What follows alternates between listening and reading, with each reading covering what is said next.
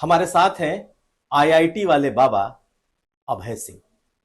स्वागत है अभय जी आपका। हर हर महादेव।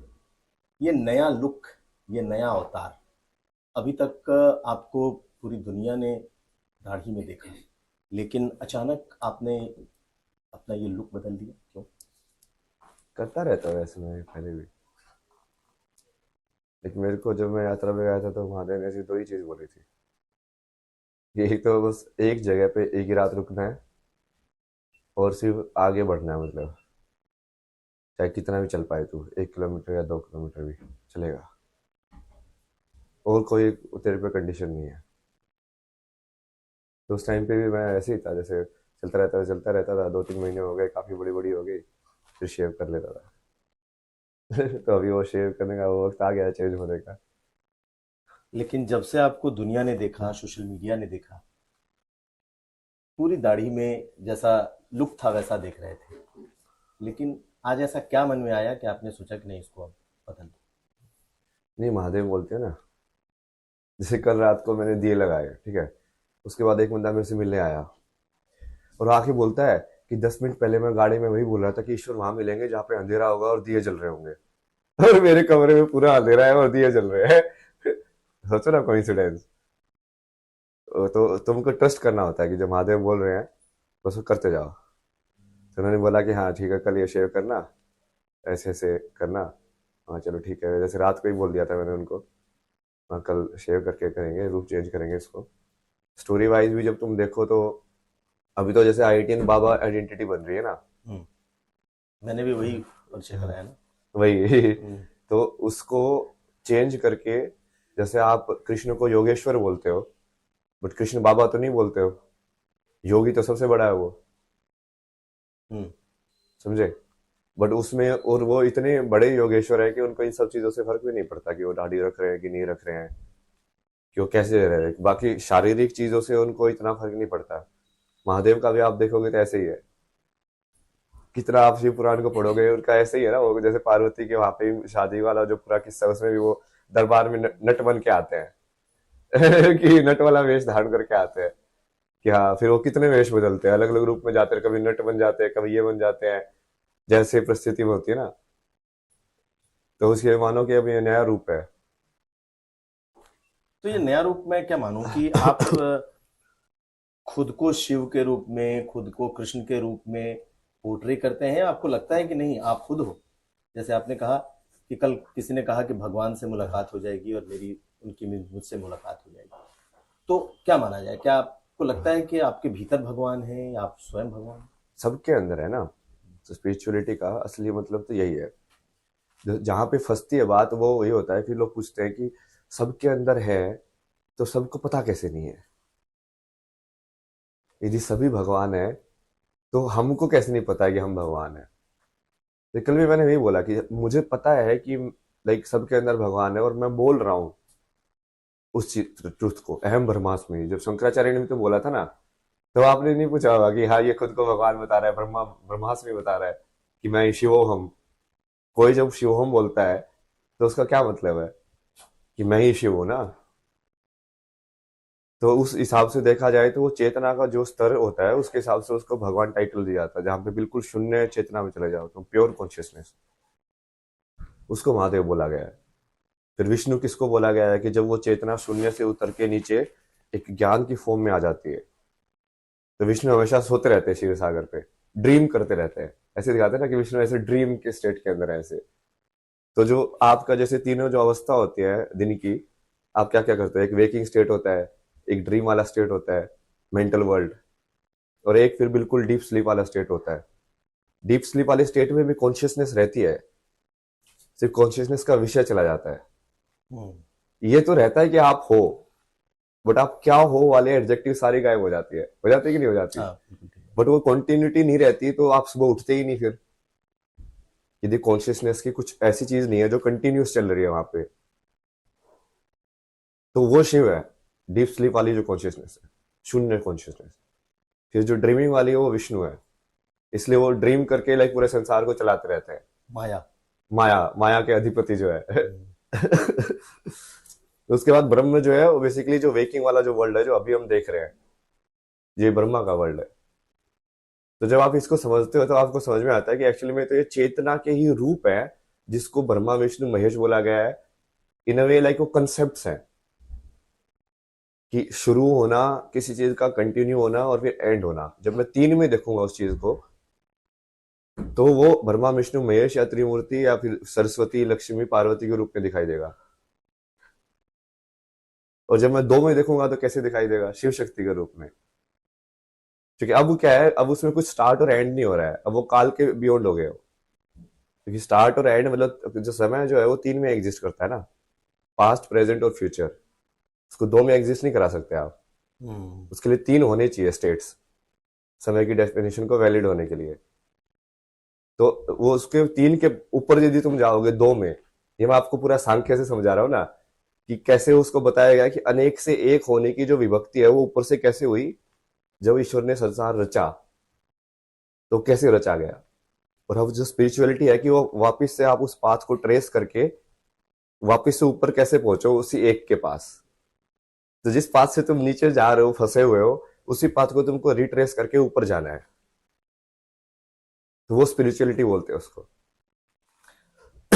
तो मैं अगर पूछूं आपसे कि आप स्पिरिचुअलिटी के किस स्तर पर हैं? लोग तो कहते हैं कि ये घमंड भी है आपका, कि कह सकते हैं कि आप खुद को भगवान कह रहे हो। लेकिन जब आपने स्पिरिचुअलिटी समझाई, तो एक आम आदमी जानना चाहेगा कि जिसका कोई गुरु नहीं है, जो किसी को गुरु नहीं मानता, तो वो किस स्तर पर पहुंचा है और कैसे पहुंचा है?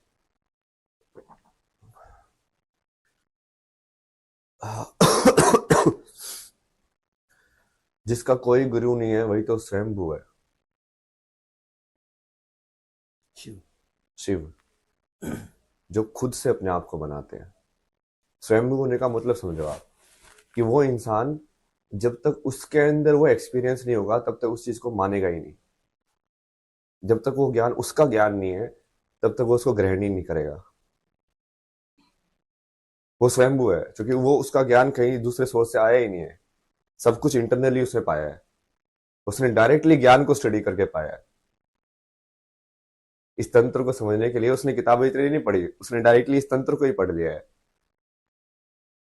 लेकिन कहते हैं कि गुरु के बिना ज्ञान नहीं है। जब तक कोई गुरु नहीं मिलेगा तब तक शायद आप उस स्तर पर नहीं पहुंच पाओ। गुरु तो है ना मेरे, कितने गुरु हैं। जैसे जय कृष्ण मूर्ति को मैं पहला गुरु मानता हूँ, जिनकी वजह से मुझे वो ब्रेक थ्रू रियलाइज हुआ कि हाँ इसके परे कुछ चीज है।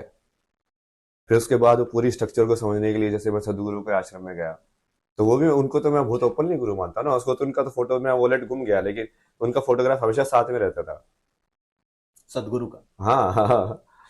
एक वही फोटो रखा था मैंने कि हाँ नहीं नहीं ये, क्योंकि मेरे को बीच में समझ में आया कि जैसे यदि मुझे इस रियलिटी में ग्राउंड करना है तो गुरु ही है जो ग्राउंड करा सकता है तुमको। गुरु ही है जो तुमको वेरीफाई कर सकता है कि ये सत्य है, क्योंकि गुरु का ही माना जाता है। समझे? वो ऑलरेडी गुरु है, मतलब वो एनलाइटन है। यदि वो बोल दे कि हाँ ये जो बोल रहा है ये बिल्कुल सही बोल रहा है, तब वो शिष्य वेरीफाई हो जाता है। तो आप वेरीफाइड शिष्य हुए या नहीं हुए? नहीं नहीं, मैं तो फिर महादेव के हिसाब से चलता हूँ ना। वो बेसिकली मेरा तो ऐसे ही कि वो डायरेक्टली मैंने पूरा सरेंडर करके रखा ना उनके विल को हिसाब से। तो अब वो वेरीफाइड मेरा इंटरनल होता है, मतलब सेल्फ वेरीफाइड। अगेन स्वयंभू जो होगा वो दूसरों की वेरिफिकेशन पे डिपेंड नहीं करेगा। इसलिए शिव को भगवान उनको देखना उनको फर्क नहीं पड़ता था। वो किसी भी रूप में घूमते थे, अघोरी बन के घूमते थे, ऐसे बन के घूमते थे, बट उनको दुनिया वाले देख के टैग कर रहे थे। कि शिव ऐसे हैं, शिव ऐसे हैं, शिव ऐसे हैं। एक्चुअली में तो शिव अनंत है। जो नहीं है वो किसी भी रोल को आप कर सकता है फुलफिल। मतलब उनको आप यदि माँ बाप बना दो तो भी वो डिटैचमेंट से पूरी कर सकता है। उसको तुम लाइक रुद्र वाला काम दो तो भी वो डिटैचमेंट से पूरी कर सकता है।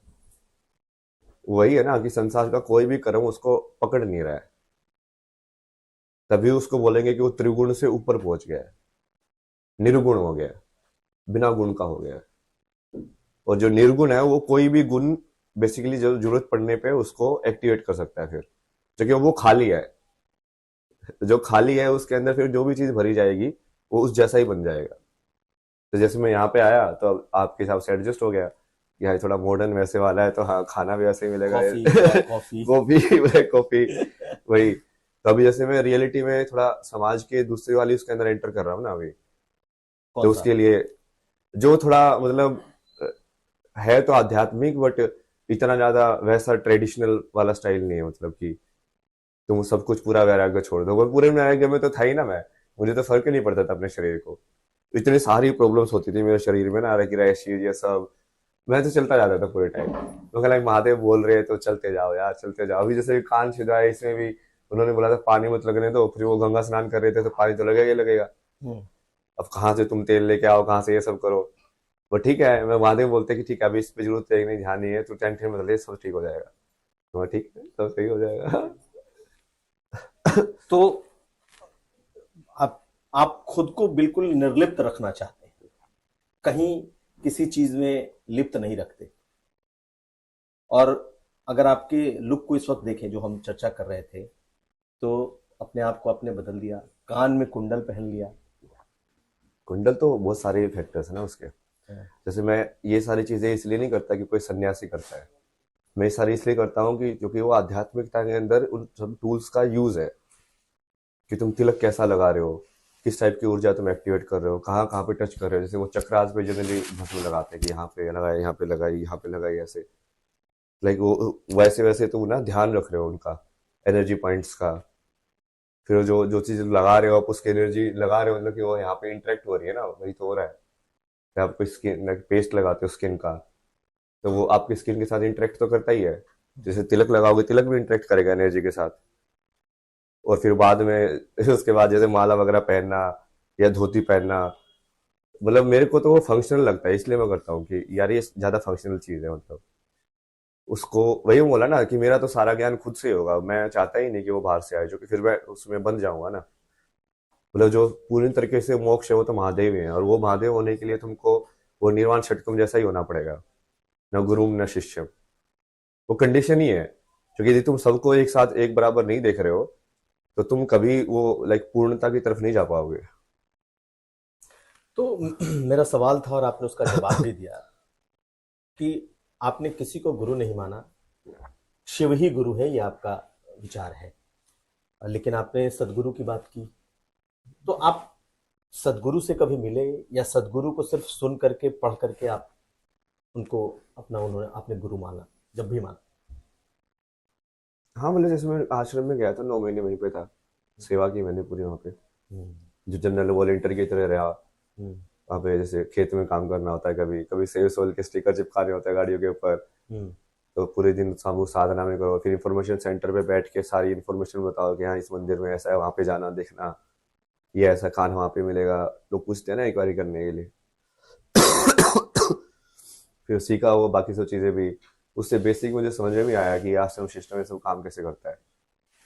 क्योंकि मैं तो इस लाइक मेरे को जो अटेंड हुआ था, मैं तो बिल्कुल फ्री लाइक समझ में पाथलेस पाथ के थ्रू जाके वो कहीं ना कहीं वैसे हो गया। मैंने तो कोई स्ट्रक्चर यूज ही नहीं की। तो स्ट्रक्चर में यूज करके क्या वो चीज को हासिल किया जा सकता तो कैसे होनी चाहिए वो स्ट्रक्चर। तो उनका आश्रम काफी बढ़िया एग्जाम्पल है उसका, कि हाँ कैसा होना चाहिए एक पर्टिकुलर आश्रम, कैसे वो संस्कृति को वापस से एक आइडियल केस स्टडी बोल सकते हैं ना आप। जैसे एक पायलट होता है गाँव का कि हाँ मॉडल विलेज, तो मॉडल आश्रम उसको आप बोल सकते हो। वो क्योंकि वो तो हेवन है। मैं जब मैं वापस आया तो उनको वही बोल के आया था मैं जा रहा हूँ अभी, बट ये तो हेवन है, अब हेवन में बैठा रहूंगा तो ठीक है। क्योंकि वहां पे जैसे जिस इंसान को पूर्णतः समझ में आए उसके लिए तो कोई दिक्कत ही नहीं है, सेवा करना ये सब करना तो वो तो मजे से करेगा, और करेगा बल्कि। अब वो खाना वाना बढ़िया खिला रहे हैं, रहने की जगह दे रहे हैं, तुम अपना धर्म का काम कर रहे हो बैठे बैठे, और तुमको क्या चाहिए। और शांति है पूरे आश्रम में, एनर्जी बढ़िया है। तो आपकी विरक्ति फिर वहां कैसे होगी? वहां से क्यों विरक्त होकर निकल पड़े? कर्म करना पड़ता है ना पूरा।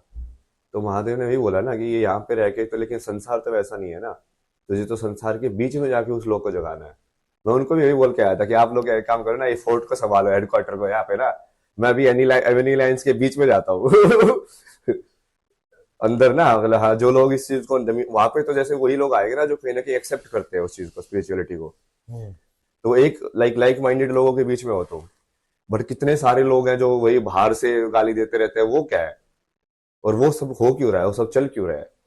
तो मैं लगा कि हाँ मेन मैं वर्ल्ड में घुसता हूँ। और फिर वहां जाके मैं उस चीज को लाइक वो फैला के, या जो है बहुत पहले से प्लान था ना ये, जैसे कि आग कैसे लगानी है, हर जगह जाके टच कैसे करना है। तो आप एक यायावर की भूमिका में हैं, चारों तरफ घूम करके, देख करके, महसूस करके, शिव जहां जहां है, जिस जिस फॉर्म में है, आप उस तरीके से खुद को रखते एग्जैक्टली, सूत्रधार बोलता मैं उसको, कि मैं सारे सूत्रों को एक पिरोने का काम कर रहा हूँ, लाइक हैं। किसके लिए? धर्म के लिए। धर्म और मेरा जो कर्म है, जो कि मुझे वो फील होता है, इसलिए। अब मुझे यदि मैं एम्पैथेटिक हूँ, मुझे वर्ल्ड की सफरिंग फील हो रही है, तो फील होना ही मेरे लिए कर्म बन जाता है, क्योंकि या तो तुमको बिल्कुल डिटैच होना चाहिए। असली तो महादेव, उनको तो फर्क ही नहीं पड़ेगा, डिस्ट्रैक्शन हो, चष्टी चल रही है कि नहीं चल रही है, उनको फर्क क्या पड़ता है यार। उनके लिए तो समान है सब, मौत और जीवन समान है उनके लिए, क्योंकि उनको पता ही है कि जो चीज मरती ही नहीं है उसका मौत और जीवन क्या होगा। एक गुरु के आश्रम में रहना, एक सेवादार की तरीके से रहना, गुरु की आश्रम के पूरी व्यवस्था को समझना, उसमें जुड़ के रहना, और उसके बाद अचानक अघोरी हो जाना। आप भटकते हुए काशी पहुंच गए, काशी में काशी के घाट पर भटकते रहे, और अघोर, तंत्र मंत्र, अवघड़, इनके बीच फिर कैसे पहुंच गए? इनका वो क्या तो मैं एक्सपीरियंस करना था? यात्रा के टाइम पे भी मिलता था बहुत सारे लोग। जैसे मैं यात्रा कर रहा था तो केदारगंज टाइम में ऊपर गया था, वहां पे एक बाबा जी बैठे हुए थे, पहाड़ के ऊपर अकेले रहते थे वो। तो मैं अलग अलग जैसे लोगों से रास्ते में उस टाइम पे भी मिल रहा था, कि बहुत सारे साधु लोग जैसे यात्रा में चल रहे हैं साथ में, लूट रखता था मैं उस टाइम पे। तो उनके साथ एक दो दिन घूमे, वो बोला कि हाँ ऊपर चलना है साथ में, तो वहाँ चलो चलो चलो साथ में। तो उस टाइम पे भी जैसे बहुत अलग अलग टाइप के लोग मिले ना, बात करने को मिला कि हाँ, जिनकी सोच कैसी है, ये आप लोग कैसे साधना कर रहे हो, बेसिक जो साधना के जो होते हैं उन चीजों को समझा, कि धुना क्या होता है, ये चिमटा क्या होता है, इसको कैसे रखना होता है, कैसे साधना करनी होती है, क्या तरीका है इनका ना। तो उसमें जैसे काशी गया तो, चूंकि काशी तो सब चीजों का संगम है, वहां पे कोई एक टाइप की साधना नहीं होती। वहां पे ऐसा है कि एनलाइटनमेंट के जितने तरीके हो सकते हैं सब एक्सप्लोर करते हैं लोग वहां पे, डार्क से डार्क, लाइक सत्व से सत्व। तो वहां पे शमशान में बैठे हुए अघोरी भी मिल जाएंगे, और राधा कृष्ण करने वाले लोग भी मिल जाएंगे, जो बिल्कुल ही फलाहारी है, पूरा लाइक व्रत करके रखेंगे, ये सब करके रखेंगे। और एक दूसरा है जिसको फर्क ही नहीं पड़ता, मेरा घोर जैसा रहता है वो। तो वो सारी चीजों को देखना है, वही तो है ना, वही तो आपको बताया, मेन आपने भी पर्पज तो अघोर वही है। एक्सपीरियंस किया? अघोर के साथ बैठ करके, अघोर तो मरे हुए लोगों की हड्डियां तक खाते हैं, आपने भी एक्सपीरियंस कर लिया? हाँ, वो महादेव ने ही करा दिया, मतलब ऐसे वो मैं इंटेंशन से नहीं करता ना कोई चीज, वो अपने आप ही मेरे को सिखाते रहते हैं भेज भेज के, कि हाँ ठीक है, यहाँ से तो इस चीज का एब्जॉर्व कर ले, यहाँ से उस चीज का एब्जॉर्व कर ले। जैसे वो फील तो अंदर ही करना होता है अघोर। अघोर मतलब कि बेसिकली तुमने जो बच्ची कुची चीज थी जिसके अंदर भगवान नहीं देखा था, उसके अंदर भी भगवान देख लिया। अब तुम फल के अंदर बोल रहे हो कि फल खाने से भगवान मिलेंगे, तो फिर हड्डी खाने से भगवान क्यों नहीं मिल सकते? है तो उसी धरती माँ का हिस्सा हो। बट वो बहुत ही अलग चीज है ना, उसको आप उसके सिविलाइजेशन के साथ नहीं जोड़ सकते, इसलिए जो महादेव है वो हमेशा लाइक उनको रेबल माना गया है, सिविलाइजेशन के एंटी, कि जो रूल को फॉलो ही नहीं करता है। क्योंकि उसको क्यों फॉलो करना है, वो मुक्त है।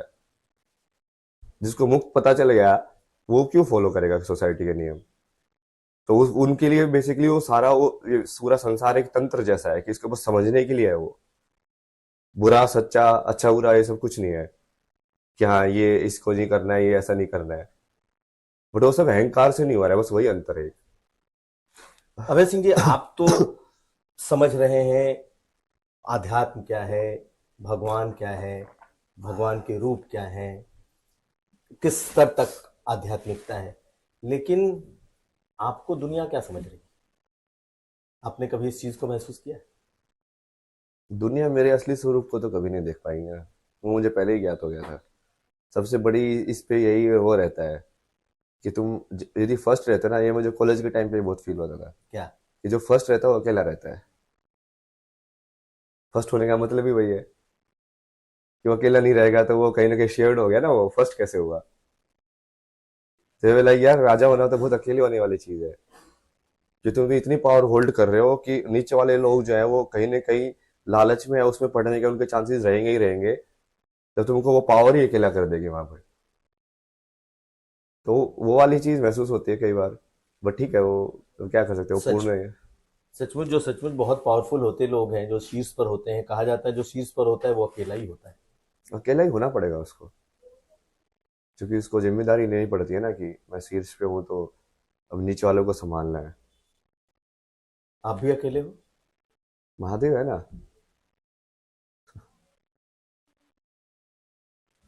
उनके साथ पूरी बात है, देवी को भी बुला लेता हूँ बहुत बार। देवी को बुला लेता हूँ।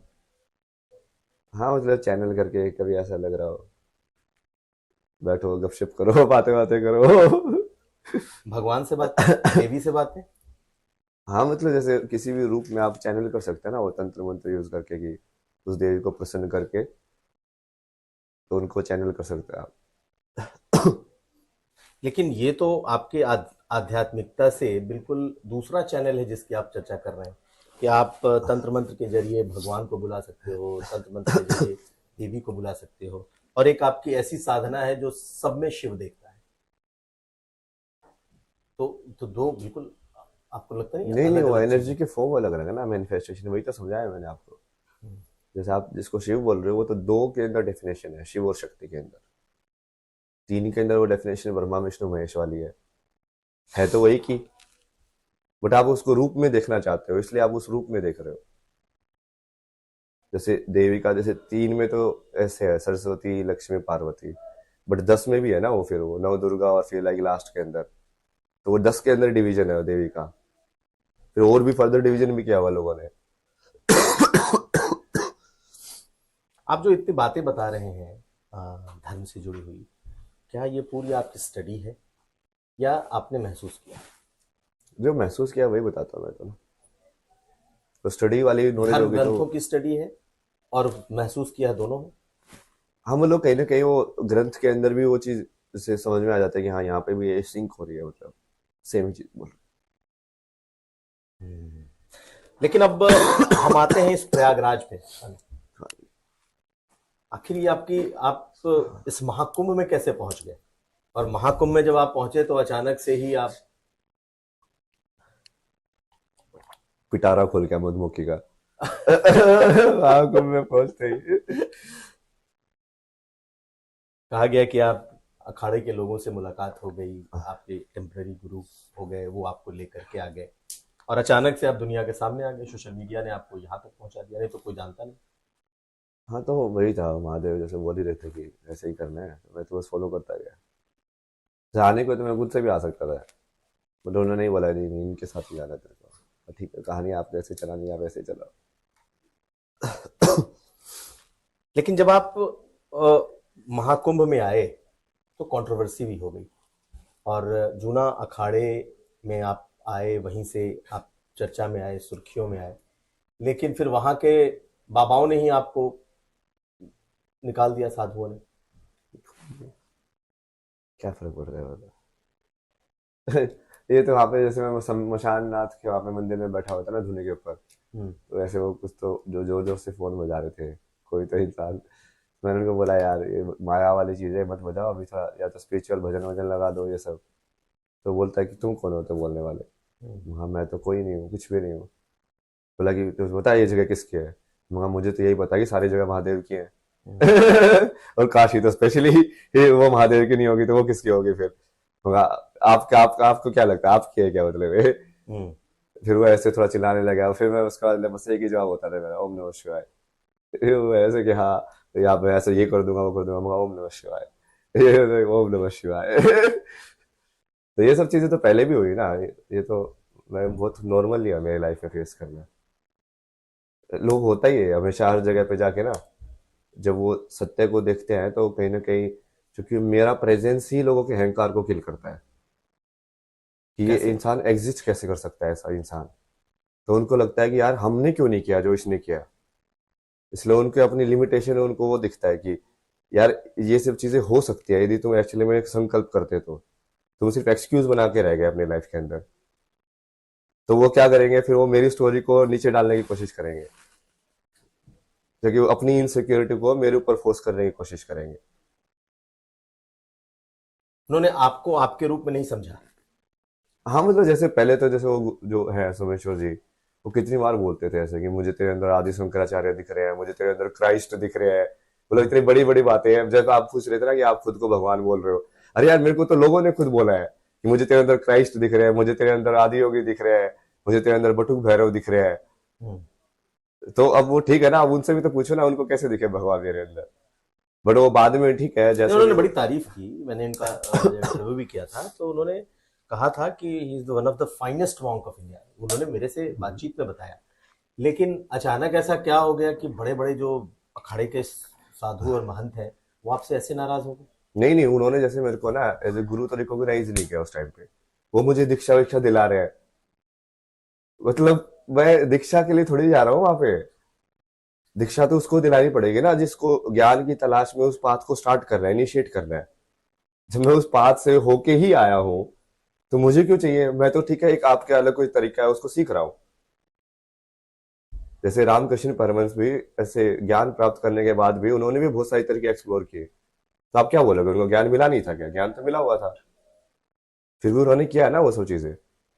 तो वो बेसिक अंडरस्टैंडिंग ही गलत थी और वो लोग उस चीज को तोड़ना ही नहीं देना चाहते थे कि कि ये जो रिलेशनशिप है गुरु और शिष्य का, वो एक वैसे वाला है कि हाँ, अब जैसे वो कई बार तो ये सोमेश्वर जी ये भी बोलते थे ना कि तेरे इतना ज्यादा, मतलब तेरे को इतना ज्यादा बड़ा वैसा है कि कई बार मुझे भी जेलसी होने लग जाती है तेरे से।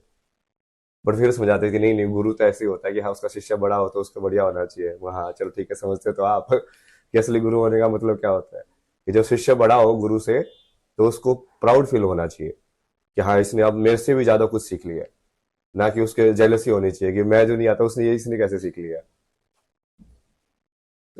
इंसानी इमोशंस हैं, वही कहानी वैसी चलती जाती है। लेकिन अखाड़ों से जुड़ा एक और सवाल यहाँ, बहुत सारे लोगों ने कहा कि भाई आईआईटी वाले बाबा, आईआईटी वाले बाबा, आईआईटी वाले बाबा, क्या यहाँ उससे बड़े बड़े इंजीनियर, डॉक्टर, पीएचडी, प्रोफेसर्स, बहुत सारे लोग मौजूद हैं यहाँ पे। लेकिन अ, एक आईआईटी वाले बाबा के पीछे दुनिया ऐसे पागल है, ऐसे पड़ी है, लगता है कि उनके उससे बड़ा कोई संत ही नहीं। नहीं नहीं, वो ठीक है ना, उसका क्या करेंगे। मतलब जो लोग बोल रहे हैं उनको खुद ही नहीं पता ना कि वो दूसरे जो लोग हैं वो मेरे से ज्यादा है कि कम है, उनको कैसे पता? उनको ये कैसे श्योर है कि मैं टॉप पे नहीं हूँ? कि ज्ञान के मामले में, आध्यात्मिकता के मामले में मैं सही में टॉप पे नहीं हूँ बाकी सारे बाबाओं से? क्योंकि जो स्पिरिचुअल के पाथ में चला ही नहीं है वो दूर से बैठ के कैसे जज कर सकता है? तो जो मोस्ट ऑफ द जनता तो सिर्फ बाहर के साइंस के थ्रू जज करती है कि इसके पास इतने फॉलोअर्स है तो मतलब ये होगा, सही है। इसके पास ऐसे कपड़े पहनता है, मतलब ये सही है। ये ऐसे इंटरव्यूज ने ऐसे जवाब दिया, मतलब ये सही है। उनको इंटरनली थोड़ी समझ में आता है स्पिरिचुअलिटी क्या होती है। तो आपका ये जो रूप है, नया रूप, नया स्वरूप जो अभी हमें दिखाई दे रहा है, ठीक है, आप सब में शिव हैं कहते हैं, ये कब तक रहेगा? यानी ये, क्योंकि आपका जो ये फेस है, आपकी बहुत सारी पुरानी फोटोज सामने आई, कॉलेज के दिनों की, नौकरी के दिनों की, आपके अपने सोशल मीडिया पर किए हुए पोस्ट, लाइव्स, तो ये क्या ऐसे चलेगा, फिर दाढ़ी बढ़ा लेंगे? ओगड़ जैसे रहता हूँ ना मैं, like, मेरे कोई चीजों से इतना फर्क नहीं पड़ता, मतलब क्या। लेकिन आपको आपकी जटाओं से, आपके अपने बाल से तो मोह है, प्रेम है। नहीं नहीं, करने को तो मैंने तो अपने पाथ पे ना इतनी इतनी चीजें छोड़ी है ना महादेव के बोलने पे। लेकिन जैसे राधा मिली थी मेरे को, मैं मुझे स्टोरी मैंने लाइफ में ऐसे चेंज किया, मगर इस काम ये काज ऐसे करते रहे, इस अवतार में राधा से शादी करा देते हैं। सारी टाइमलाइन बनाई मैंने सब कुछ, और महादेव ने मना कर दिया, लेकिन नहीं आगे बढ़। हाँ ठीक है, छोड़ दिया महादेव, जाओ, आपके लिए ये भी छोड़ दिया। तो राधा मिली थी और आप शादी करना चाहते थे? हाँ मतलब वैसे ही प्लॉट किया था मैंने हाँ। कि इस जन्म में करा देते ना, मतलब पिछले जन्म में तो नहीं हुई थी। नहीं, पिछला जन्म, पिछला जन्म आप क्या देख पाते हैं, देख सकते हैं? आपने देखा है? महसूस होता है ना, मतलब वो पूरा कि तुम वही यादें, तुम्हारी यादें हैं वो। पिछला जन्म के बारे में जो आपने इस्तेमाल किया, मैं आपसे पूछ लूं कि क्या आपने अपने पिछले जन्म को जाना है, देखा है? हाँ, तभी तो बता रहा हूँ मैं। क्या क्या था? यही सब आप जो कहानी, कृष्ण की कहानी देख रहे हो, राम की कहानी, बुद्ध की कहानी, हम्म। मेरी कहानी तो डॉक्यूमेंटेड है ना सारी। सब जनों की कहानी सबको पता नहीं, लोगों को नहीं मालूम है कि आखिर अभय सिंह जो आईआईटीएन है और अब पूरी तरीके से आध्यात्म की राह पे बढ़ चुका है, बाबा बन चुका है, वो पिछले जन्म में क्या था? कृष्णा ही हो ना मैं।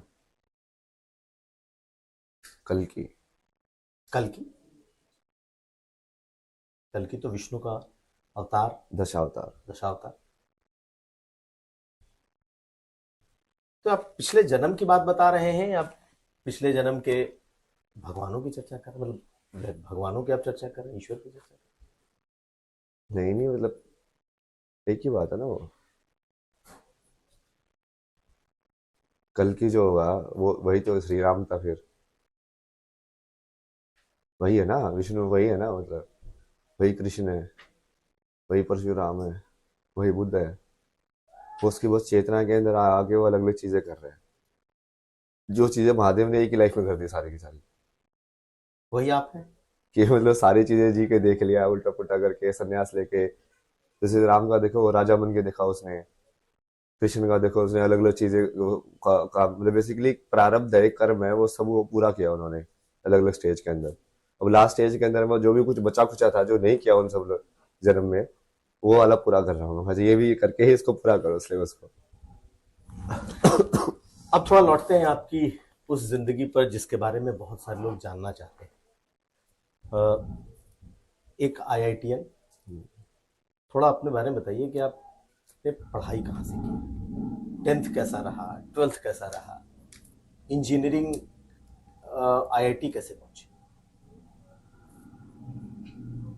मेरी तो पूरी लाइफ ही स्ट्रगल है ना मतलब। लोग ये वाली चीज किसी को समझ में नहीं आती ना। बट ये महादेव ही है, मैं वो छोड़ता नहीं, आज छोड़ो बताने से भी क्या फायदा।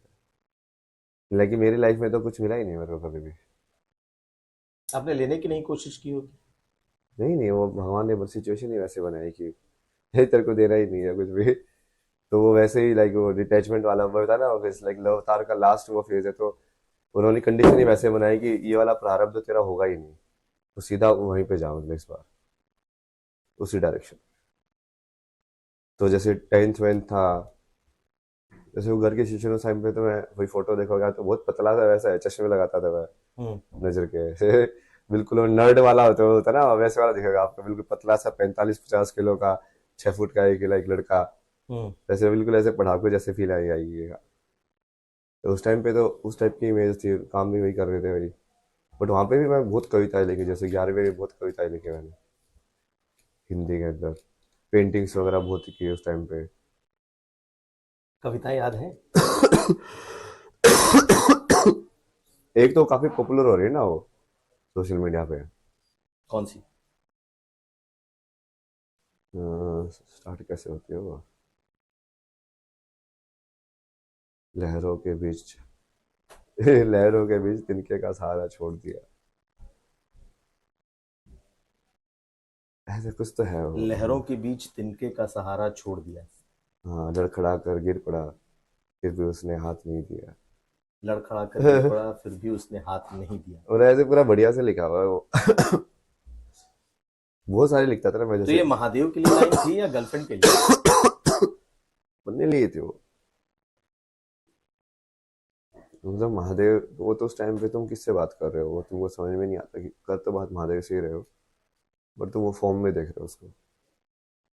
एक वो लाइन मैंने लिखी थी आईटी के टाइम में लिखी थी कि जब तेज आंधियां चलती है तो हवा का रुख मायने नहीं रखता। जब तेज आंधियां चलती हैं तो हवा का रुख मायने नहीं रखता। मतलब जैसे वैसे आप देखोगे तो हवा डायरेक्शन के हिसाब से एंटर कर सकती है। जो पंखा ऐसे चलेगा तो इस कमरे के अंदर इस साइड नहीं आएगा। हाँ। बट ये तो पंखा बहुत तेज चल रहा है, तब फर्क ही नहीं पड़ता, वो हवा आएगी आएगी। उसका डायरेक्शन से फर्क नहीं पड़ता फिर। अगली लाइन क्या थी? नहीं नहीं, एक ही लिखी थी देख सोच के ना ऐसे। हम्म। बहुत सारे छोटे छोटे शेर। अभी तो मैं जैसे भगवान के ऊपर लाइव कंपोजिशन भी करता रहता हूँ ना। ऋषिकेश में मैंने पूरा एक वो लिखा था, अद्वैत वाले के ऊपर पूरा एक वो रिलेशनशिप के अंदर एक लिखा था हम्म।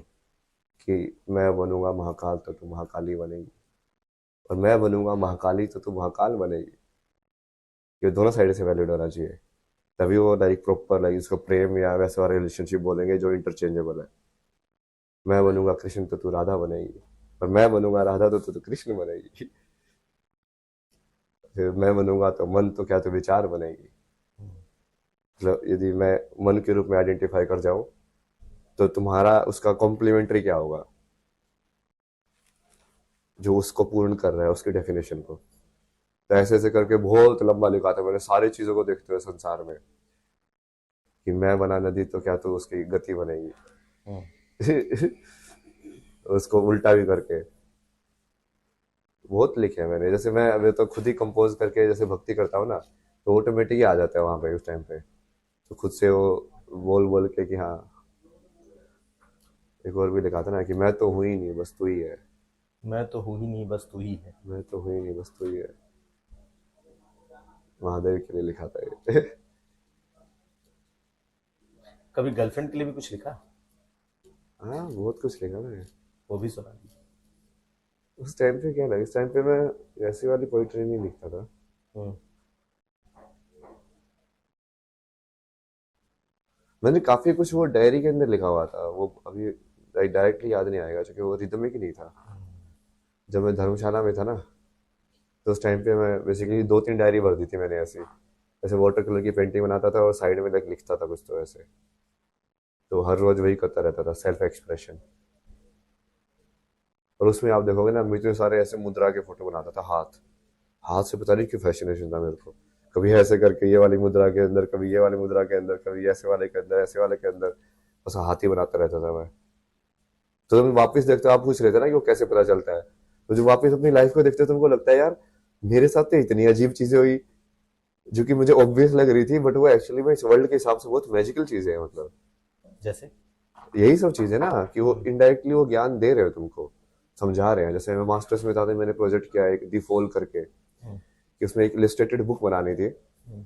तो उस इलस्ट्रेटेड बुक में मैंने पूरा लाइक एक्चुअली में लाइक बिना स्पिरिचुअलिटी को जाने हुए स्पिरिचुअल में स्टोरी टेलिंग कर रहा हूँ।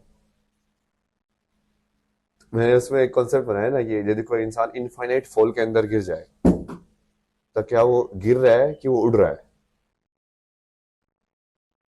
ये सिर्फ उसकी विल के ऊपर डिपेंड करता है। कि यदि वो करंट के अगेंस्ट फाइट कर रहा है तो उसको ऐसे लगेगा कि वो गिर रहा है। बट यदि उसको करंट को मान ले तो उसको ऐसे लगेगा कि हाँ हाँ मैं तो उड़ रहा हूँ हवा के अंदर। तो दी फॉल करके बुक थी उसमें पूरा ऐसे ही डाला हुआ है। वो बिल्कुल आप उसको स्टडी करोगे ना इट्स लाइक कंप्लीटली लाइक लेटिंग गो और बुद्धिज्म वाले उसके सिद्धांत के ऊपर है। ये तो माइंड की एक अवस्था है। अवस्था है बट मैं आपको वो समझा रहा हूँ ना कि इनडायरेक्टली भी जैसे मैं उन चीजों को टच कर रहा था बिना ये जाने कि ये चीज इससे रिलेटेड है।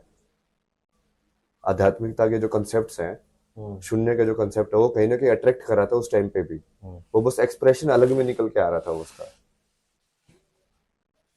आप इंस्टाग्राम पे मेरा पुराने पढ़ोगे ना तो एक जैसे एक बनाया था मैंने स्काई वाले फोटोग्राफ्स के साथ लिखा था ना कुछ तो कि everybody sees the good memories of you the stars in your memories but nobody sees the dark sky जो कि बैड मेमोरीज है जो डार्कनेस है उसको कोई नहीं देखना चाहता है। बट वो जो स्टार्स जो जो चमक रहे हैं उसको सब लोग देखते हैं जो तुम्हारे अंदर अच्छा ही है। ये तो बहुत बड़ी जर्नी है ना भाई। उस जर्नी पे हम आते हैं, लेकिन जो मैंने चर्चा की, स्कूल में मैंने सुना आपको 90% से ऊपर मार्क्स, 12th में 90% से ऊपर मार्क्स, फिर आईआईटी कैसे हुआ? ये कितना रहा? 2005 में शायद आपने 10th किया। 2005 में 10th किया वहीं से वो लॉरेंस स्कूल करके होता था झज्जर के अंदर हम्म। अभी भी है शायद। वहां से 10th किया। मेरा तो वहां पे भी अलग अलग केस रहते थे ना हम्म। मतलब मैं अलग ही था यार। मैं वही आप सोच रहे ना मैं हमेशा मैंने बहुत यूनिक चीजें की है दुनिया के अंदर जो ऐसे लोगों को ऐसे अचंभा लगे मतलब कि जैसे मेरी जो उसकी टीचर होती है ना 10th के अंदर जो इसकी होती है ह्यूमैनिटी वाली हम्म। सिविक्स और ये वाली। हम्म। जब मैं उनके जवाब देता था ना किसी ने इसको 6 रीजन बताओ मैं इतनी सारी किताबें पढ़ता था कि मैं उसके मुझे 15-20 याद होते थे। तो मैं जैसे वो 5 नंबर का क्वेश्चन है उसमें 6 ही पूछे 5 ही पूछे कि एक का एक पॉइंट देंगे वो मैं लिख देता था 15-20। तो वो जैसे एग्जाम से पहले मेरे को जाके बोल रही है ना कि भाई काम करना ना ज्यादा मत लिखना ज्यादा से ही मार्क्स करते हैं। मैं कहा, ये कैसे दुनिया जो ज्यादा ज्ञान से मार्क्स काटती है। जो मुझे ज्यादा पता है तो मैं ज्यादा लिखूंगा ना। तो ऐसे उल्टी पुल्टी चीजें होती थी वैसा सोचो कि ज्यादा की वजह से लोग मेरे को आगे टीचर आगे बोल रहे कि यार नहीं ध्यान से लिखना ना जितना है उतना ही लिखना। तो मार्क्स कितने आए आपको 10th में? 10th में तो 93 93%। ट्वेल्थ? 12th में 92.4। लेकिन सुना कि आप आपने कोई वैसा तय नहीं था कि आप आईआईटी जाओगे और अचानक से फिर ये चीज़ें तय हो गई और आपने पहले ही अटेम्प्ट में इनफैक्ट क्रैक किया। क्या था ये कहानी, क्या थी ये कहानी? नहीं, दूसरे अटेम्प्ट में किया। हम्म। पहले अटेम्प्ट में जैसे मैंने स्टार्टिंग में तो आईआईटी का नाम ही नहीं पता था, तो जैसे 11th क्लास में 12th में ऐसे कोई तो बंदा आया, हम्म। ऐसे स्कूल में उसका उन्होंने गेस्ट लेक्चर वगैरह लगवाया, तो वहाँ पे भी एक मैजिकल स्टोरी हुई थी ना, उसमें ऐसे ऐसी वर्मा की कोई तो प्रॉब्लम थी, क्या है ऐसे सोल्व करके लेके आओ। अब मेरे को तो पता ही नहीं था कि कम्पिटेटिव ये सब क्या होता है, बट मुझे लगा कि जिसकी प्रॉब्लम है इसको सोल्व करते हुए घर गया, उसको पूरा मैंने दिमाग के अंदर सेव किया प्रॉब्लम को, तो फिर लाइक माइंड के अंदर वो सोल्व हुई, ड्रीम के अंदर सोल्व हो गई, उसको मैंने डाल दिया और वो सपने के अंदर मेरे को समझ में आ गया कि इसको कैसे सोल्व करना है। तो अगले दिन मैंने जाकर उसको दिखाया, और वो इतना लंबा मेथड था कि वो वैसे कॉपी तो हो ही नहीं सकता, क्योंकि वो इतना लंबा मेथड था, वो कहीं पे दूसरी बुक में था ही नहीं कि ऐसे भी हो सकते हैं भाई। तो उसको पता था कि हाँ इसने खुद सही किया है, तो बट वो फिर वही है ना, वो भी खुश हो गया, बोला कि हाँ सही है तो करो, मेरे से पढ़ो। तो धीरे धीरे पता चला आईआईटी के बारे में। फिर 12th में जैसे मैं कोचिंग में लिए गया फोर्स वोर्स करके, अब ये सब चीजें करने के लिए मुझे घर पे पूरा सत्याग्रह करनी पड़ती थी हर चीज के लिए। क्यों? जो कि उनको फर्क ही नहीं पड़ता था किसी भी चीज से। तो ये मान लो तुमको कोचिंग में एडमिशन लेना है तो तुमको 3 दिन खाना छोड़ना पड़ेगा, ताकि उनको समझाने के लिए कि भाई हाँ मेरा करा दो क्योंकि उनको सोच ही पता नहीं क्या है, उनको ना कुछ पता है दुनिया के बारे में, ना फिर उनको दूसरे के हिसाब से। ये तो कोई तो जो माँ माँ बाप होते हैं, माता पिता होते हैं, तो चाहते हैं कि मेरा बेटा आईआईटी करे। नहीं नहीं, वो उनको ऐसा कुछ नहीं है ना, वो आगे भी बताऊंगा ना मैं। हाँ। तो उस टाइम पे भी जैसे कॉरेस्पॉन्डेंस का किया, वो सब किया, फिर फाइनली वो लेकर गए मेरे को दिल्ली। तो वहाँ पे वो, लेकिन वो सिर्फ कॉरेस्पॉन्डेंस का कोर्स मिला, वो लेट हो गया था ज्वाइनिंग में, तो सिर्फ किताबें भेजते थे। उस किताबों में फिर मैंने 12th में क्या किया कि मैंने सिर्फ सोचा कि एक चीज को मास्टर करेंगे। तो एक कोई तो बुक थी मैथमेटिक्स की, बढ़िया बुक थी, वो लिमिट्स वाला जो टॉपिक था ना, मैंने उसको पूरा मास्टर कर लिया। मैं खुद से ही सवाल बनाता रहता था दिमाग के अंदर कि इस वाले क्वेश्चन के अंदर रैंडमली रूट लगा दो कहीं पे भी मतलब उसको नया सवाल बना दो, और उसको फिर तुम सोल्व कर सकते हो कि नहीं कर सकते हो। तो वो उस टाइम पे मैंने ऐसा अटेंड करना है कि उस वाले टॉपिक का तो चाहे दुनिया के अंदर कोई भी सवाल आ जाए मैं सोल्व कर सकता हूँ इतना ज्यादा डेप्थ के अंदर मैंने उसके सारे पैटर्न्स को समझ लिया था, और सब सॉल्व कर लेते थे। हाँ। फिर वो जैसे कोरेस्पोंडेंस में था तो मैं सिर्फ टेस्ट देने जाता था वहां पे, तो वहां पे मैंने नई चीज की, वहां पे जैसे वो कॉम्प्रिहेंसिव पैकेज होते हैं ना पैसेज, तो ये कॉम्प्रिहेंसिव में पहले वो इन्फॉर्मेशन भी देते हैं थोड़ी सी बताने के लिए कि ऐसे प्रोबेबिलिटी ये होती है, A equal to B, a formula है ऐसे ऐसे।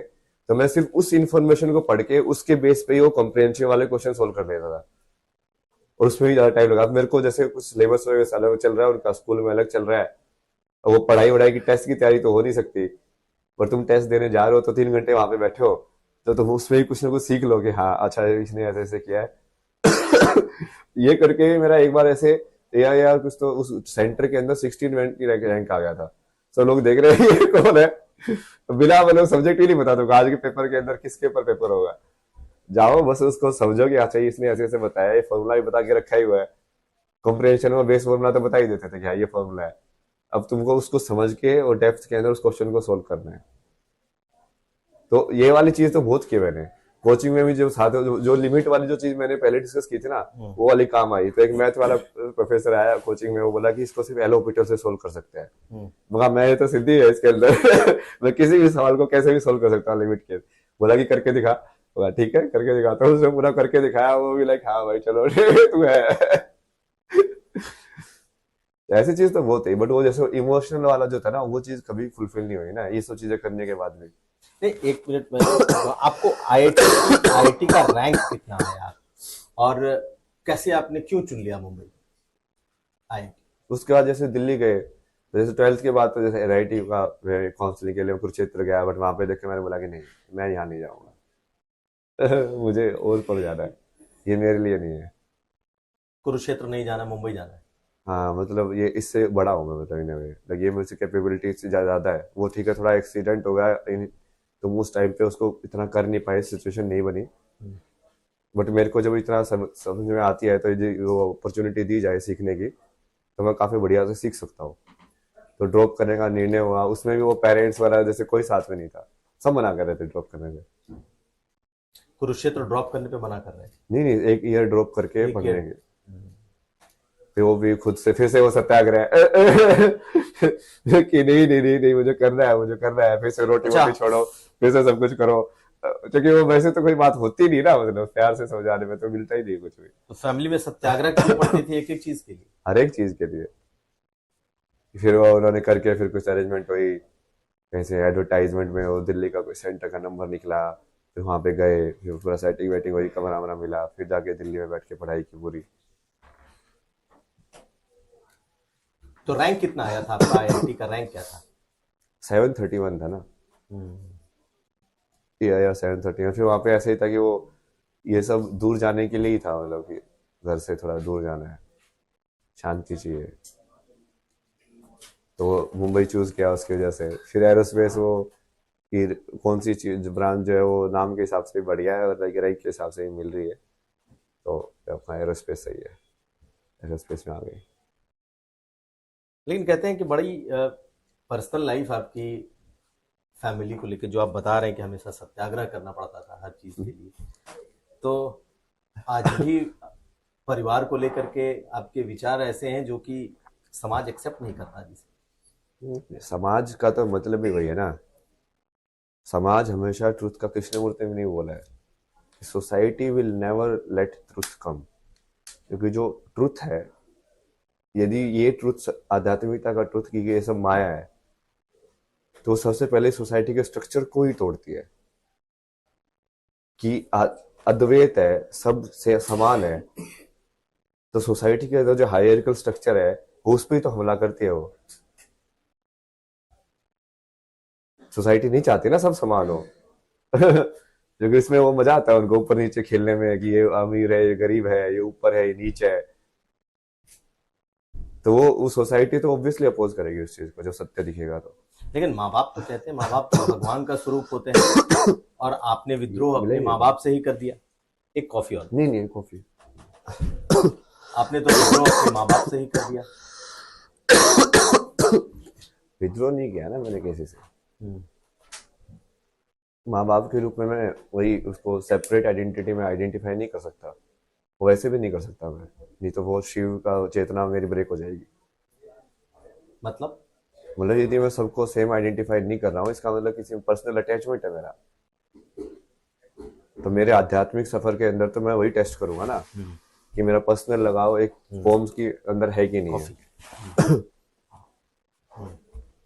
कि एक पर्टिकुलर फॉर्म को देख के उसको मैं ज्यादा तवज्जो क्यों दे रहा हूँ। तो वो तो क्या होगा ना कि जैसे धर्म की जब बात आएगी, तो वो मोह की वजह से आप धर्म का डिसीजन नहीं ले पाओगे। जैसे जो न्यायाधीश होता है, मान लो उसका सामने उसका बच्चा जो है वो ट्रायल के अंदर हो, तो क्या वो न्यायाधीश बनेगा कि बाप बनेगा? समझे? यदि वो बायस्ड है तो कभी भी वो न्यायाधीश बन ही नहीं सकता, कभी भी वो ऊपर वाले रैंक पे बन ही नहीं सकता, उसको तो समान देखने पड़ेंगे सब। तो इसीलिए आपने उस रिश्ते को ही खत्म कर दिया? नहीं नहीं, मैंने कुछ खत्म और जिंदा नहीं करता ना, मैं जो है वो है। मतलब ये सत्य है ना कि शरीर के जो जन्म है उनके थ्रू हुआ है, वो कहानी भी सत्य है, उसको मैं अलग अलग सत्य के हिसाब से बता देता हूँ कि तुम जो बोल रहे हो ब्रह्मा का सत्य है, बट मुझे लाइक अटल सत्य जो है वहां तक उसके कॉन्शियसनेस को मैं पूरा ऊपर से लेके नीचे तक ट्रांसफर करना है। लेकिन अभय जी, मुझे पता चला कि जब आप इस कैंप में आए, इस प्रयागराज कुंभ में आए, तो जहां जहां आप ठहरे, आपके माता पिता परिवार के लोग आप तक पहुंचने की उन्होंने कोशिश की। आपके माँ बाप, कजन, चाचा, लोग आए और आपसे मिले। आप फिर से आप कर रहे हो, मतलब मेरे है क्या वो? मतलब मैंने खरीद रखा उनको, मेरे हैं क्या वो? कितना डिटैचमेंट है। नहीं नहीं, आप बताओ ना, आप के बोल रहे हो बार बार, हम्म। तो क्या मेरा अधिकार है उनके ऊपर? बताओ नहीं भाई, माँ बाप हैं तो एक नॉर्मल इंसान के तौर पर मैं तो यही पूछूंगा ना, आप जिस नहीं स्टेट नहीं, में मैं हैं। आपसे डिस्कशन ही कर रहा हूँ ना, हाँ। इस चीज को समझने के लिए कोशिश कर रहे हैं ना। हम्म। जैसे आपने बोला ना कि आपके माँ बाप आए, हम्म। और वो पहले 4 दिन जब तक मैं वायरल नहीं हुआ था, तभी मैं कुंभ के अंदर ही बैठा हुआ था, तब तो ढूंढते हुए नहीं आए थे। और मेरा ऐसे भी नहीं है कि मैं कुछ गुप्त रह रहा हूँ, मैं सब कुछ रील डालता था पूरे टाइम, कि हाँ मैं यहाँ पे जा रहा हूँ, मैं ये कर रहा हूँ, पूरा डिस्कशन में सब कुछ होता था, मेरी लाइफ लाइक पब्लिक थी उस टाइम पे भी। तो वो किस वजह से हुआ, आप उसको देखो ना। तो किस वजह से हुआ? वो तो आप सिर्फ पॉपुलैरिटी की वजह से है, उसमें कोई वो तरीका है ही नहीं उसमें कि उनको अभी एकदम से क्या चेतना हो गई कि एकदम से कैसे वो माँ बाप बन गए, अभी तक कैसे नहीं थे वो। तो उनको फिक्र थोड़ी हो रही है, फिक्र होती तो ये सब चीजें बिना कैमरे के, जब मेरे को कुछ था नहीं मेरे पास, तब करते ना वो फिक्र। तो आपको लगता है कि आपके माता पिता ने ही आपको छोड़ दिया है, या आपने अ, उनसे एक तरीके से छोड़ करके विरक्ति ली?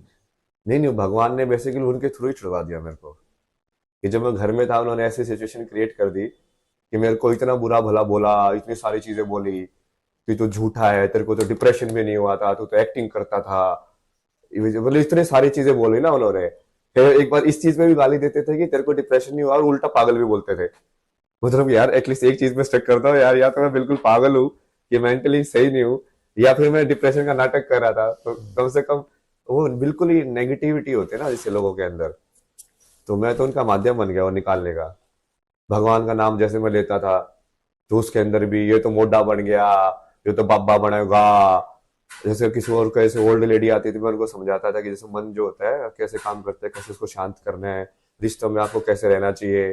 तो वहां पे मजाक उड़ाते थे, तेरे बेटे ने भी संत बना देगा यो, मतलब कटाक्ष करे ना, समझ रहे हो आप।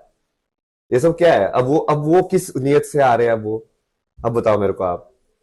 क्या उनको भगवान दिख गए, क्या उनको ब्रह्म ज्ञान हो गया एकदम से, क्या हुआ, क्या बदल गया? कुछ नहीं बदला है। मैं तो बहुत टाइम तक घर के, जब घर से मैं चला गया, मतलब तो मैं वो मौसी के उसके ऊपर फ्लैट के ऊपर रहता था दिल्ली के अंदर, और वो कुछ ऐसा था ही नहीं कि मैं भागा हुआ हूँ। जब मैं उसी घर के स्ट्रक्चर के अंदर रह रहा हूँ, अपना काम करके वहां पे, मैं पूरी वैसे पूरा उस टाइम पे मैंने सारे इंटरनेशनल रिलेशन, सब देशों की हिस्ट्री बहुत पढ़ाई की। उस टाइम पे आप मेरी ट्विटर देखोगे ना, तो बहुत ट्विटर साधना भी करता था मैं, कि मैं टेस्ट भी करता रहता था कि कौन सा थॉट जो है वो मेरे को इफेक्ट कर रहा है, मतलब कहाँ पे तुम स्टक हो रहे हो, कहाँ पे तुम पॉजिटिव नेगेटिव एनालाइज कर रहे हो उसको। तो मैं बैठा रहता था, ये सब चेक करता रहता था। या तुम इंस्टाग्राम में देखो तो तुम विजुअली चेक कर सकते हो कि यदि किसी लड़की की फोटो देख के तो तुम कैसे लग रहा है कि नहीं नहीं मेरे मेरे पास होनी चाहिए, जो लालसा तुम्हारी है तो तुमको दिखेगी वो। या किसी घर का फोटो देख के कि हाँ अच्छा कहाँ पे तुम अटक रहे हो, कि कहाँ पे तुम्हारी स्क्रोलिंग जो है वो कंटिन्यूस नहीं हो रही है। लाइक आई में जब तुम देखते हो तभी तुम सारी चीजों को समान मानोगे, बट तुम्हारी जो वासना है वो आई को तुम्हारी जगह पे रुकवा देगी, है ना। तो वो तुम टेस्ट कर सकते हो इंटरनली। तो उस टाइम पे भी कुछ नहीं था, उस टाइम के भी बाद में बोल के गया उनको कि हाँ मेरे को पद यात्रा करनी है। और पद यात्रा का तो मैंने पहले जो 3.5 साल बाद कनाडा में तभी बोला हुआ था कि मैं पूरी भारत का ट्रेवल करूंगा। उस टाइम मैंने 20 दिन की प्रैक्टिस भी की वहां पे। मैं कहा, एक काम करते ना, एंड्योरेंस तो टेस्ट करते हैं कि कर सकते कि नहीं कर सकते। तो वहां पे जैसे जंगल जैसा एरिया था, तो वहां पे मैं चलता रहता था पूरा चक्कर। वो भी मैंने डाला हुआ है पूरा आईफोन के अंदर, मैं सारा 1 किलोमीटर रिकॉर्ड करके, आप सोशल मीडिया चेक करोगे तो सब डाला हुआ था उसके अंदर उस टाइम के भी। अब ये मैं तो अपनी ट्रुथ में जी रहा हूँ, अपनी ऑनेस्टी में जी रहा हूँ, बट जिनको आप माँ बाप बोलते हो उन्होंने तो मेरा एक भी सत्य नहीं एक्सेप्ट किया, एक भी चीज एक्सेप्ट नहीं की। क्या चाहते थे आप उनसे? मेरे सत्य को माने, क्या चाहते थे मतलब क्या है। मैं कोई चीज बोल रहा हूं कि मेरे एक्सपीरियंस में ये है, बट वो उनके एक्सपीरियंस में नहीं है, तो वो उनको मानना ही नहीं है। तो अभी आए थे मिलने आपसे? है मिलने मिलने नहीं आए ना, वो मिलने क्या आएंगे, उनको क्या मिलके क्या करेंगे। आए, आपके साथ लोग बैठे? नहीं नहीं, वो सिर्फ इम्पोर्टेंस लेने आए थे अपनी। अब उनको फंस गए ना वो, अब सब लोग फंस गए ना एक्चुअली, क्योंकि इस पूरे उसमें जिन जिन लोगों ने मेरे पे डाउट किया ना, मैं सबको बोलता था कि मैं ही भगवान हूँ, मैं धर्म की स्थापना करूंगा। मैं देखो जैसे सदगुरु के आश्रम में भी जो स्वामी थे, मैं उनका जैसे मेरे से पूछ रहे थे भाई मीडिया में तो क्यों करना चाहता है, मैं बोला कि देखो मेरे को वो ज्ञान तो है, अभी मैं बस बेसिकली नीचे वाली स्ट्रक्चर एनालाइज करके कॉज एंड इफेक्ट में एक ऐसा वो देख रहा हूँ कि जहां पे एक ऐसी ब्रिक मुझे मिल जाए बटरफ्लाई इफेक्ट वाली, कि मैं एक ईंट हिला दूं तो सारी ईंट हिल जाए दुनिया की। और वो मिल गई ना मेरे को वो ईंट कि एक ईंट से मैंने पूरी दुनिया की सारी ईंटें हिला दी। अभी देखो आप तो जो आग जो है वो सब जगह जाएगी। आपको लगता है कि आपने दुनिया हिला दिया है? हाँ अभी तो देखते जाओ। मेरे सेंटर के अराउंड ही सारी चीजें होंगी, क्योंकि कोई ऐसा ज्ञान है ही नहीं दुनिया का जो मैं ले नहीं सकता हूँ। मैं किसी भी इंसान के साथ किसी भी टॉपिक के बारे में बात कर सकता हूँ। ये ब्यूटी ब्लॉगर के पॉडकास्ट में जाके उसके हिसाब से भी बात कर सकता हूँ, किसी और के जाके लाइफस्टाइल के बारे में भी बात कर सकता हूँ, तो इंटरनेशनल रिलेशंस के ऊपर भी बात कर सकता हूँ। अब कैसे रोकोगे ऐसे इंसान को तुम? ये तो एक आत्माभिमान की भी श्रेणी में आता है, जब आप कहते हैं कि मैं ही भगवान हूँ, मैं सब कुछ कर सकता हूँ, मैं सब एक्सपीरियंस कर सकता हूँ। या तो आप उस अवस्था पर पहुंच चुके हैं जहाँ सचमुच जो जो जो ब्रह्म और मोक्ष की अवस्था होती है, या फिर लोग तो ये भी कहेंगे कि आप बिल्कुल एक ऐसे बाबा हैं जिनके अंदर घमंड भर गया है। हाँ, तो वो तो लिखेगा ही उनको ना। बट ये जैसे आप किसी चीज को बोलोगे, जब कृष्ण बोलते हैं अर्जुन को कि मैं ही सब कुछ हूं, मैं ही मृत्यु हूं, मैं ही ज्योति हूं, तो आप तो क्या बोलोगे? कितना घमंडी है। खुद को भगवान बोल रहा है, क्या क्या बोल रहा है अपने बारे में। ऐसे थोड़ी चलता हो। तो आपकी बात ये लोग सुनेंगे तो कहेंगे कहाँ भगवान कृष्ण और कहाँ अभय सिंह। अभय सिंह भी वही बातें बोल रहे हैं जो भगवान कृष्ण कहते हैं। तो ये तो इस सांसारिक स्थिति में तो घमंड की श्रेणी में रखेंगे लोग इसे। नहीं नहीं, वो घमंड आप बाहर से जज ही नहीं कर सकते। जब कृष्ण ये बोल रहा है कि मैं ही भगवान हूं, तो वो रियलाइजेशन के अंदर बोल रहा है, वो घमंड से नहीं बोल रहा। उसकी चेतना उस लेवल पे है कि वो बोल पा रहा है वो शब्द। लेकिन आप जब बोल रहे हैं तब हाँ, तो मैं बोल रहा हूँ तब भी अपनी चेतना के हिसाब से बोलता हूँ। कई बार जैसे मैं ह्यूमन या इस फॉर्म में आइडेंटिफाई कर लेता हूँ ब्रह्म सत्य में, तब मैं अभय सिंह बन जाता हूँ। यदि वो चेतना में होता हूँ तो फिर जैसे आप मेरे जवाब देखोगे तो हमेशा अलग अलग जवाब रहते हैं, क्योंकि वो उस टाइम पे मैं कैसे आइडेंटिफाई कर रहा हूँ उसके हिसाब से मैं जवाब देता हूँ। लेकिन मैं बिल्कुल ही शून्य में बैठ रहा हूँ तो मैं बोलता हूँ कि मैं ही महादेव हूँ। फिर मैं जैसे थोड़ा इस धर्म के हिसाब से उसको काम करने का सेटअप का काम करता हूँ, तो इन वे लाइक मैं विष्णु चेतना के अंदर हूँ, तो फिर मैं उसके हिसाब से बोलता हूँ। फिर यदि मैं सिर्फ इस लाइफ की स्टोरी के हिसाब से आपको आइडेंटिफिकेशन करके क्वेश्चन का आंसर देना है, जैसे स्कूलिंग वगैरह, तो उस टाइम पे वो टेम्पररी आइडेंटिटी जो अभय सिंह की है, फिर वो बन जाते हो तुम। तो ये अलग अलग आइडेंटिटीज ही है कि तुम कहाँ पे आइडेंटिफाई हो रहे हो, और तुम्हारी आइडेंटिफिकेशन बेस्ड ऑन कि तुम्हारे से क्वेश्चन कैसे पूछा जा रहा है। तो एक बेटे के तौर पर आप क्या सोचते हैं? माँ बाप को तो आपने एक तरीके से नकार दिया, लेकिन आप बेटे के तौर पे भी कभी उस फॉर्म में रख के सोचते हैं? नहीं नहीं, स्वयंभू का मतलब भी वही ना, आप फिर से वही उसी चीज पे आगे वापस से।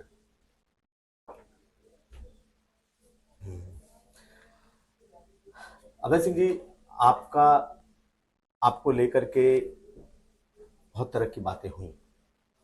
कई लोगों ने कहा कि ये बाबा नहीं है, इनकी मानसिक स्थिति खराब हो गई और पागल हो गए। तो आपने भी ये बातें सुनी होंगी, सुन रहे होंगे, क्योंकि एक मठ से दूसरे आश्रम, दूसरे से तीसरे। नहीं नहीं, ये तो प्लान के हिसाब से कर रहा हूँ मैं। ये प्लान है? सुमेश जासे उनसे पूछ के आओ एक बार, क्या प्लान था? यही प्लान था कि 3-4 दिन वहां पे रुकेंगे, उसके बाद तुझे जहाँ पे जाना है, कि जिस कैंप में भी जाना है, जहां पे भी रहना है तुझे, तू पूरा कुंभ घूम। तू पूरा कुंभ देखने के लिए, सीखने के लिए आया है। जैसे वहां पे ऐसे बनारस के घाट पे वो सांस्कृतिक प्रोग्राम होते रहते थे भरतनाट्यम के, तो मैं बैठ के वो सब देखता रहता था, डांस वांस कि ये सब कैसे तक तक तक तक ताल कैसे चल रही है, उसको समझना, एक्सप्रेशन अच्छे होता कैसे है, आंखों की छुट में ऐसे से मुद्रा दे रहे हो, ये अलग अलग मुद्राएं जो स्पिरिचुअलिटी आध्यात्म है उसका पूरा लिंक है ना उससे, क्योंकि तो यहाँ पे भी यही प्लान था कि अब यहाँ पे तो ये सब बहुत ग्रैंड लेवल पे हो रहा है। वो है तो पूरा मेला है एक्सप्लोर करने का, ज्ञान का मेला ही है, कहीं पे भी चले जाओ। तो वही प्लान था वो, बट वही बताया ना कि बीच में वो जो चीज हो गई, उसकी वजह से कहीं ना कहीं उसने हर इंसान की लिमिटेशन या अहंकार पे एक्सपोज कर दिया। वही तभी टेस्ट होता है ना, जब आपको बहुत सारी चीजें दे दी जाए, तभी आपके चरित्र का टेस्ट होता है कि क्या आप अभी भी शून्य में बने हुए हो। मेरे को सही में फर्क नहीं पड़ता इन सब चीजों से। आप जितना इतना सब बोलने के बाद भी मैं शून्य में रह सकता हूँ कि मैं अगले मोमेंट में मुझे ये भी पता है कि मेरे से कुछ भी ना हो, और ऐसे ही मैं कहीं पे बस जंगलों में बैठ के, या ऐसे ही लोग मेरे को फेलियर की तरह लाइफ एंड हो जाए, वह ठीक है, कोई दिक्कत नहीं। जो मेरे को महसूस हो रहा है उस सत्य को मैं जीऊंगा, अपने सत्य को तो जीऊंगा ना। उसका आप असत्य कैसे बोल सकते हो? ठीक है, आपको नहीं मानना मत मानिए, बट मेरे लिए तो स्पिरिचुअलिटी वही है कि मैं अपने सत्य को पूरा जी के अपने कर्म को पूरा कर लूं, ताकि मुझे वापस नहीं आना है। उससे दूसरे लोगों का रिलेशन ही नहीं है।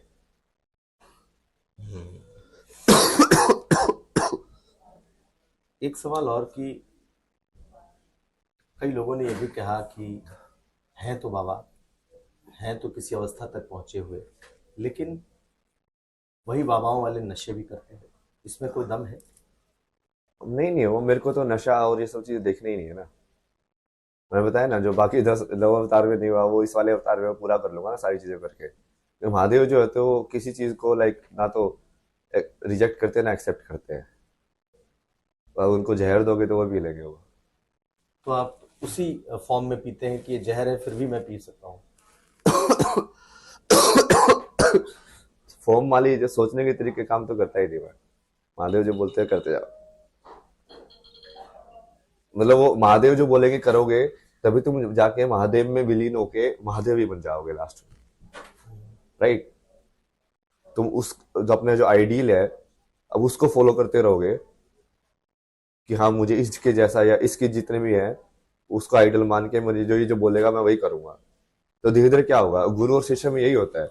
धीरे धीरे शिष्य जो है वो गुरु की kind of like carbon copy बन जाता है, क्योंकि सारा जो गुरु का आता है वो शिष्य ने सीख लिया, तो वो कार्बन कॉपी बन गया इन वे।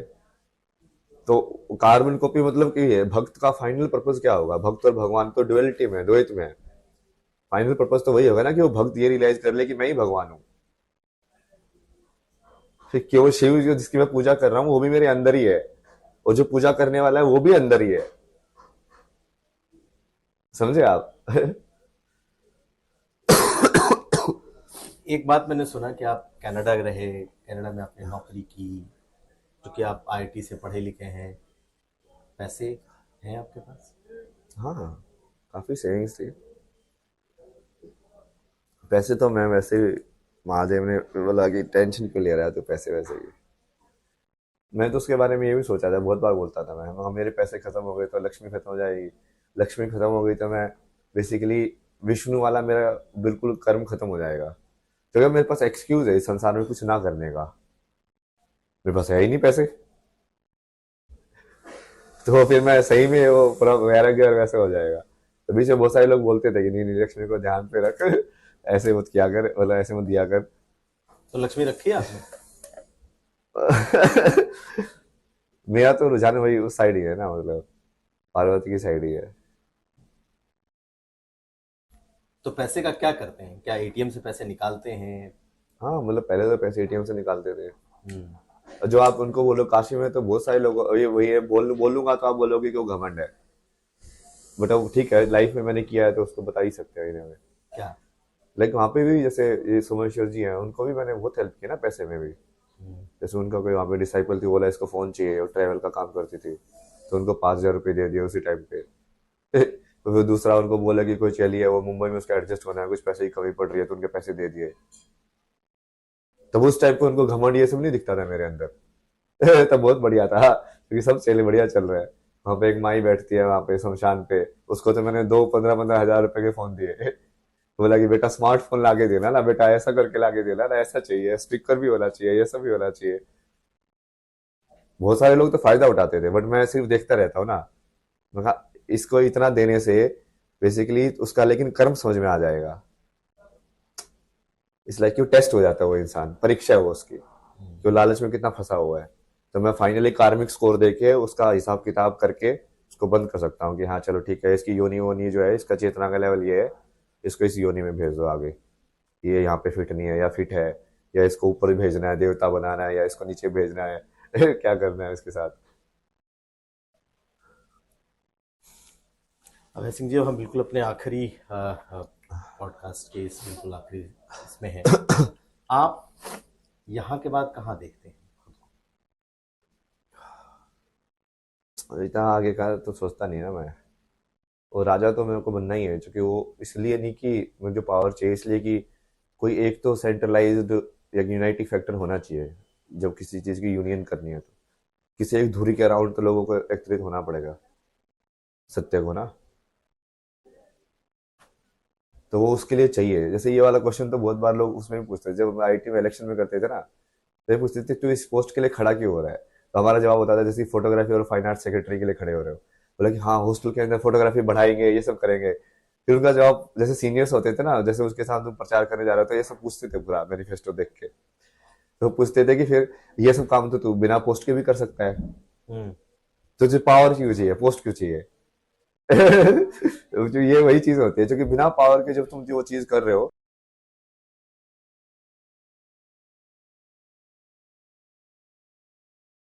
तो आपका जो सिस्टम का जो सपोर्ट मिलता है वो नहीं मिलता आपको।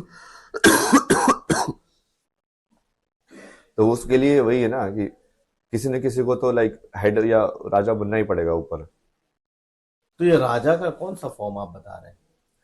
मतलब someone who takes responsibility of the world to run it आध्यात्मिक बेटर। World, spiritual world? सारे वर्ल्ड एक ही वर्ल्ड है वो। मतलब वो अकाउंटेबिलिटी जो होल्ड करे ना कि हाँ मैं रिस्पॉन्सिबल हूँ सब लोगों के लिए, उनका भला मैं सोचूंगा, वही इंसान राजा कहला सकता है ना। कि आप सबकी इंडिविजुअल लाइफ है एक्चुअली मेरी रिस्पॉन्सिबिलिटी है। आपके बच्चों को पढ़ाना से लेके उसको ज्ञान देना, कोई और प्रॉब्लम हो रही है उसको सोल्व करना, तो उसके लिए ज्ञान भी चाहिए, सब कुछ चाहिए, बहुत सारी चीजें चाहिए। बस आखिरी सवाल ये है कि आपके राजनीतिक विचार भी हैं या नहीं? मैं तो बताया ही ना, राजनीति विचार मतलब क्या, जब किंग ही बन जाएंगे तो राजनीति कहाँ से आप आएगी? तो किंग की बात कर रहे हैं, तो किंग क्या? किंग का मतलब क्या प्रधानमंत्री बनेंगे, राष्ट्रपति बनेंगे, मुख्यमंत्री बनेंगे? किंग का मतलब नहीं आप नहीं, क्या? वो जरूरी भी नहीं है कि ना कि वो ऑफिशियल हो। आप समझ रहे हो, आप उसको आज वाली जो स्ट्रक्चर है उसके लाइक रिफ्लेक्शन में देख रहे हो। किंग बनना इस लाइक कि लाइक संसार में तुम लाइक जो चाहो वो कर सकते हो, तुम मुक्त हो। सबसे बड़े किंग कौन हुए? मैंने लोगों को यही समझाया ना, जब मैंने पूरा अपने अवतार अपने वाली कार्य देखी, मैंने देखा कि महादेव की कार्य देखी, मैंने बोला कि यार सबसे बड़ा राजा कौन? क्या राम बड़े राजा हुए कि महादेव बड़े राजा हुए? क्योंकि महादेव तो मतलब वो अघोषित राजा है, उनको तो कोई रोक ही नहीं सकता, उनके लिए कोई बॉर्डर्स है ही नहीं, एग्जिस्ट ही नहीं करती उनके लिए। कोई कुछ बोल ही नहीं सकता उनको, वो कहीं पे किसी भी राज्य में जा सकते हैं, बाहर आ सकते हैं, मतलब अघोषित राज्य तो वही है एक्चुअली में देखा जाए तो, है कि नहीं?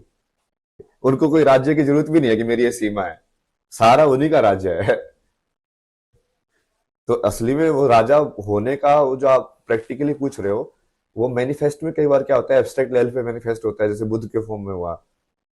तो उनका भी ऐसे डेस्टिनी में था ना कि वो बहुत बड़े राजा बनेंगे। तो बुद्ध का ऐसे वो साधु ने बोला तो उन्होंने क्या जवाब दिया कि वो जरूरी नहीं है ना कि वो सब शस्त्र से ही हो वो सारे काम है, कि मैं राजा बन के अपनी सिर्फ लाइक अपने थॉट के हिसाब से भी मैं कॉन्शियसनेस के अंदर ऐसे एक हलचल कर सकता हूँ जो चेंज कर दे फॉर एवर उस चीज को। हम्म। तो वो अलग है, वो आप जैसे सोच रहे हो, आप थोड़ा पॉलिटिक्स और पावर के हिसाब से सोच रहे हो, मैं अलग तरीके से सोच रहा हूँ उसको।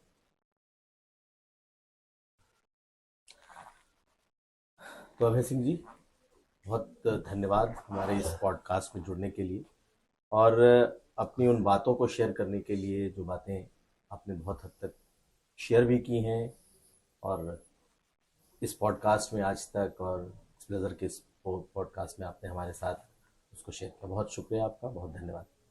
हर हर महादेव, जय श्री कल की। जय श्री कृष्ण, जय श्री। तो ये खास पॉडकास्ट थी अभय सिंह के साथ, जो इस महाकुंभ में आईआईटी बाबा बन के उभरे हैं। हमने आध्यात्म से लेकर इनके निजी जीवन और खासकर इनके परिवार से इनके संबंध तक पर बात की। कैसा था इनका पॉलिटिकल पढ़ाई लिखाई का करियर, कैसा था बचपन, और अब एक साधु या फिर एक यायावर की भूमिका में, एक घूमते हुए साधु की भूमिका में ये कैसे है।